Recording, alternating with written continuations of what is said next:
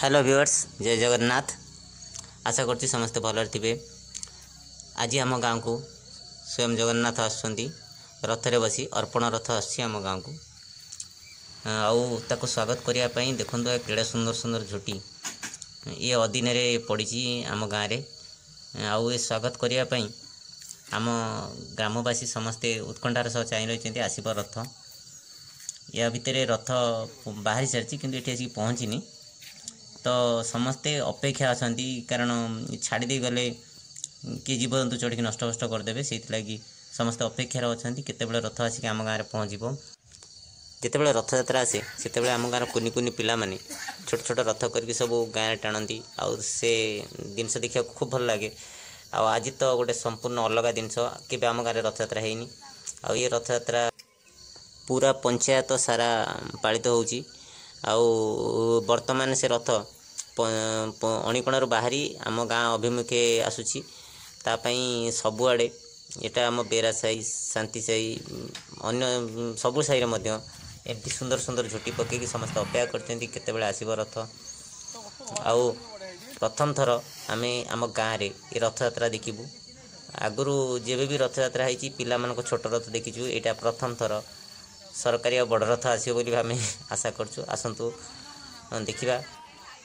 आग वीडियो रे आपन को चंदनपुर ग्राम पंचायत अर्पण रथ देखी आउ केमिति पालित होता आपको देखी। आसतु देखिबा आम गाँव में ए वर्ष ये रथ यात्रा शीत दिनिया रथ यात्रा केमिति होची कमेंट करी जणेबे जदि भल लागु थाए।